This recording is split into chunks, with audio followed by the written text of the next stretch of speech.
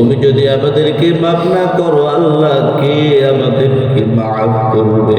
আজকে দুনিয়ার জমিনে আসিয়া মালিক তোমাকে ভুলে গেছি, ঠিকই একদিন মনে পড়বে, ঠিকই একদিন তোমার সামনে দাঁড়াবো, হয়তো সেদিন বড় আফসোস ভারাক্রান্ত হৃদয় নিয়ে দাঁড়ায় যাও। মাশরাকি দরবারে বলি আল্লাহ, সামান্য চৈত্র মাসের একটু রোদের তাপমাত্রা সহ্য করতে পারি না, দুনিয়ার একটু শীত সহ্য করতে পারি না, ওই জাহান্নামের কঠিন শাস্তি আমাদের দ্বারাই সহ্য করাও সম্ভব না। রব্বুল আলামিন, আমাদের গুনাহের কারণে তুমি আমাদেরকে নাফরমান বলে ডাক দিও না, আমাদের গুনাহের কারণে তুমি আমাদেরকে মুনাফিক বলে ডাক দিও না, আমাদের গুনাহের কারণে তুমি আমাদেরকে বেঈমান বানায় কবরে ডাক দিও না। রব্বুল আলামিন, আমাদের জীবনের যত গুনাহগুলো আছে তোমার হাকামুল হাকিমিনের নামের উসিলা, রহমান রহিম নামের উসিলায় গুনার দিকে না তাকায়া তোমার রহমতের দিকে তাকায়া আমাদের জীবনের গুনাহগুলো মাফ করে দাও। আমরা যদি গুনাহ করে থাকি পাহাড় পরিমাণ, আমরা জানি তোমার রহমত তোমার আসমান পরিমাণ। আমরা যদি গুনাহ করে থাকি তোমার আসমান পরিমাণ, আমরা জানি তোমার রহমত তোমার আরশ পরিমাণ। আমরা রহমতের আশা নিয়ে তোমার দরবারে হাত বাড়াইলাম, আল্লাহ তুমি আমাদেরকে ফেরাইয়া দিও না। ওগো মালিক আল্লাহ, ওগো আমাদের দুনিয়ার সামান্য একটু মায়া মমতায় পড়ে আজকে তোমাকে ভুলে গেলাম। ওই অন্ধকার কবরে যেখানে কোনো মা নাই, বন্ধু নাই, সাথী নাই, বাতি নাই, ওই অন্ধকার কবরে কিন্তু আল্লাহ তুমি আমাদেরকে ভুলে যেও না। আয় রব্বুল আলামিন, আল্লাহ জীবনে কত গুনাহ করলাম, যেই গুনার কথা যদি সন্তান জানতো বাপকে সম্মান করতো না। জীবনে যেই গুনাহ মা করেছে যদি মেয়ে জানতো, মেয়েকে মা সম্মান করতো না, মাকে মেয়ে সম্মান করতো না। জীবনের গুনাহগুলো তুমি আল্লাহ যেইভাবে গোপন রাখছো ওইভাবে গোপনে গোপনে মাফ করে দাও। কিয়ামতের মাঠে কঠিন মুসিবতের দিনে কোটি কোটি মানুষের ভিতরে গুনার কথা প্রকাশ করায় আমাদেরকে অপমান করিও না, বেইজ্জতি করিও না, লাঞ্ছনা করিও না। ওগো মালিক আল্লাহ,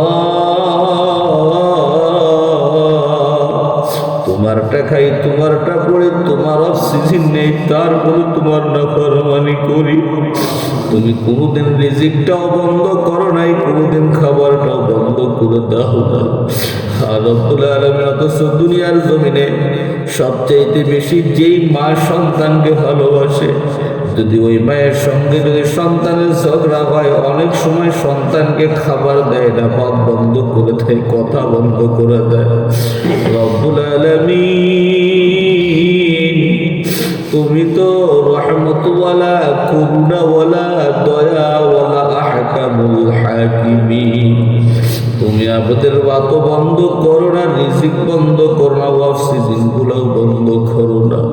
আয় রব্বুল আলামিন, তোমার রহমতের দরজায় ভিড়ে এই কথা বলি, আমাদের জীবনের একটা গুনাহ রেখো না, মাফ করে দাও। হাসবুনাল্লাহু ওয়া নি'মাল ওয়াকিল, নি'মাল মাওলা ওয়া নি'মান নাসীর।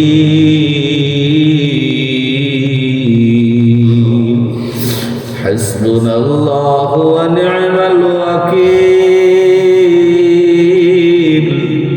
নি'মাল মাওলা ওয়া নি'মান নাসীর।